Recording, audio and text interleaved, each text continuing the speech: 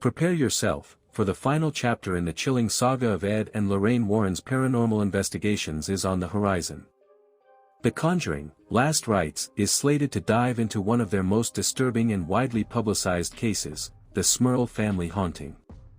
This true story, as terrifying as it is controversial, promises to be the darkest installment yet in the Conjuring universe, pulling back the curtain on a real-life nightmare of escalating terror, physical torment, and demonic violation that plagued a Pennsylvania family for years.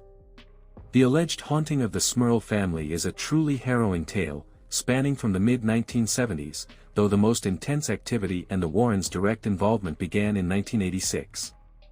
Jack and Janet Smurl, a seemingly ordinary couple, purchased a modest duplex in West Pittston, Pennsylvania, in 1972, hoping to raise their 4 daughters in peace. What began as minor oddities soon spiraled into a decade-long ordeal that shattered their sense of security and propelled them into the national spotlight. For years after they moved in, the Smurls experienced what they initially dismissed as quirks of an old house.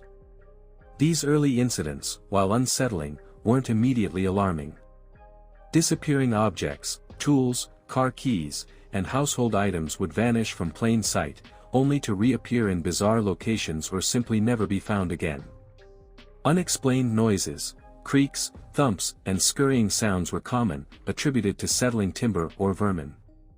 However, the noises grew more distinct, scratching sounds from inside walls, the distinct sound of footsteps when no one was there, and muffled voices that seemed to whisper just beyond hearing.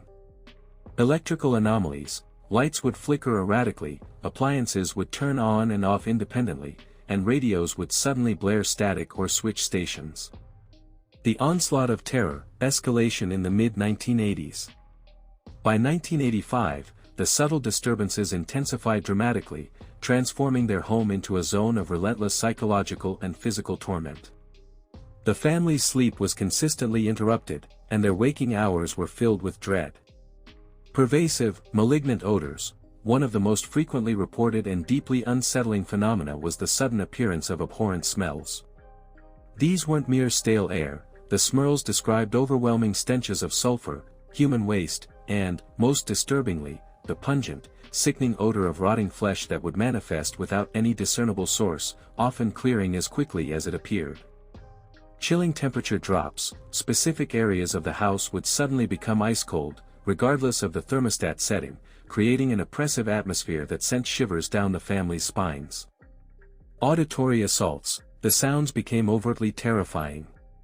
Janet Smurl reported hearing disembodied growls and snarls, sometimes sounding animalistic, other times chillingly human-like. Blood-curdling screams, not just from the unseen but often from within the walls or echoing from unoccupied rooms, became a regular occurrence, particularly at night. The sound of heavy chains dragging across the floor, or furniture scraping, would emanate from rooms known to be empty. Visible manifestations and apparitions. The Smurls claimed to see shadowy figures darting through hallways and across rooms, often just at the periphery of their vision. Some described these figures as large, dark masses, while others saw more defined, gaunt forms. Their youngest daughter, Laura, frequently reported seeing a large, dark man standing over her bed. Poltergeist activity. The inanimate objects in the house seemed to be infused with malevolent intent. Thrown objects, items like books, tools, and dishes would be violently thrown across rooms, sometimes narrowly missing family members. Levitation and movement. Furniture, including heavy chairs and tables, would reportedly slide across the floor or even briefly levitate before crashing down.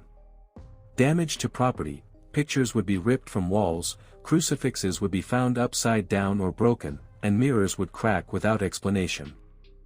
Physical attacks and injuries. This was perhaps the most horrifying aspect.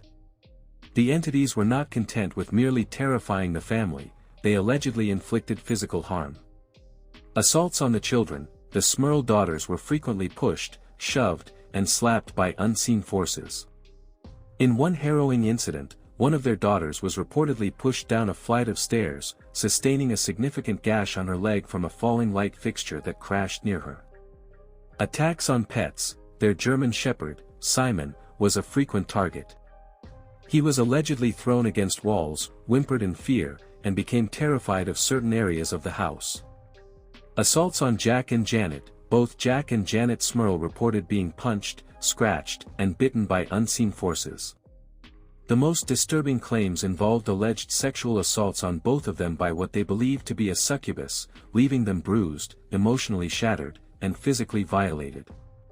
Janet Smurl spoke of feeling an icy presence on top of her in bed, accompanied by intense pressure and the sensation of being sexually assaulted.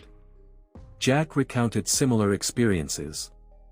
The moving demon. During exorcisms, desperate for relief, the Smurls turned to the Catholic Church. Several priests were involved, and multiple alleged exorcisms were performed in the house. However, the family claimed these rituals were largely ineffective. In fact, they reported that during these exorcisms, the malevolent presence seemed to mock the priests, moving from room to room as the prayers progressed, seemingly to evade the holy rites, making guttural sounds and emitting strong, foul odors. The Warrens' involvement and their findings. After exhausting other avenues and going public with their story, the Smurls' plight finally reached Ed and Lorraine Warren in 1986. The Warrens, known for their work on high-profile cases, immediately recognized the extreme nature of the Smurl haunting. Intense spiritual energy. Lorraine Warren, upon entering the home, reported an immediate and overwhelming sense of oppressive evil. She described it as one of the most concentrated pockets of demonic energy she had ever encountered. Identification of multiple entities. Through her clairvoyant abilities, Lorraine concluded that the house was indeed infested by not one, but 4 distinct entities, all orchestrated by a powerful demonic presence. A grandmotherly spirit, an elderly woman, believed to be the spirit of a former resident, who was mostly benign but trapped. A troubled young girl, possibly a former victim of the house, who possessed some violent tendencies but was primarily influenced by the malevolent force. A human resentment, the spirit of a man who had suffered and died violently in the home, filled with anger and contributing to the poltergeist activity. The dominant demon, the overarching, malevolent entity, identified by Lorraine as a truly demonic presence.